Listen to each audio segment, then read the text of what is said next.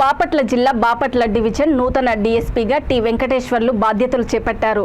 డీఎస్పీగా బాధ్యతలు చేపట్టే ముందు బావదేవుని సన్నిధిలో ఆయన ప్రత్యేక పూజలు చేశారు. కర్నూలు రేంజ్ సిఐడి డీఎస్పీగా విధులు నిర్వహిస్తూ బదిలీపై బాపట్ల డీఎస్పీగా బదిలీపై వచ్చారు.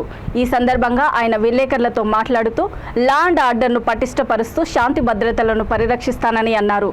అందరూ అధికారుల సమన్వయంతో బాపట్ల డివిజన్ పరిధిలో ఎలాంటి నేరాలు జరగకుండా చర్యలు తీసుకుంటామని తెలిపారు. నాటుసారా, గంజాయి, గ్యాంబ్లింగ్, సైబర్ నేరాలు అరికట్టేందుకు కట్టుదిట్టమైన చర్యలు తీసుకుంటామని అన్నారు.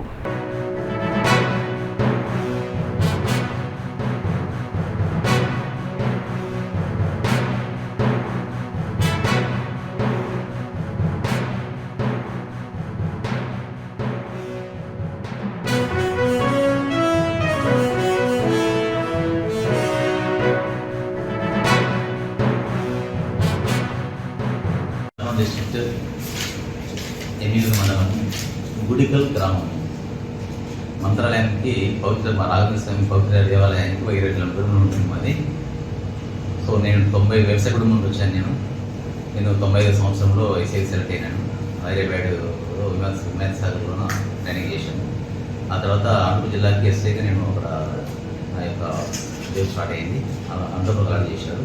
సో 1997 నుంచి 2007 దాకా వివిధ పొలిటేషన్ చేశాను అన్నూరు జిల్లాలో.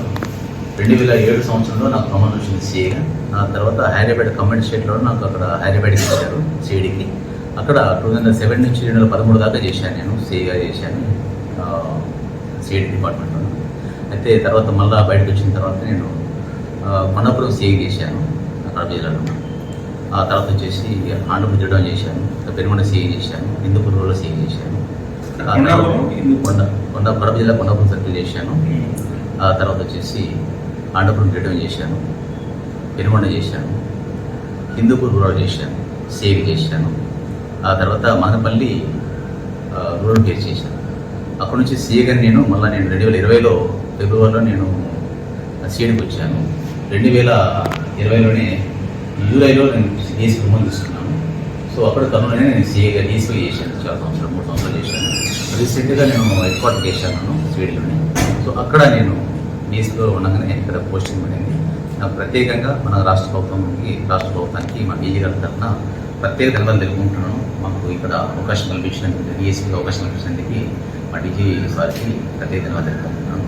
అదేవిధంగా ప్రతి ఒక్కరు కూడా మెయిన్ ఏంటంటే మాకు లా అండ్ ఆర్డర్ సంబంధించి ఎలాంటి సమస్య అయినా సంబంధ అధికారులతో సమాధానపరుచుకొని, మా పోలీసు అధికారులు అయితేనేమి ఇతర డిపార్ట్మెంట్తో కలుసుకొని ఆ యొక్క ప్రాబ్లమ్ సాల్వ్ చేసి శాంతి భద్రతలకు ఎలాంటి భేదం కలగకుండా ఇక్కడ శాంతి భద్రత పరీక్షించాలనేది మా ముఖ్య ఉద్దేశం.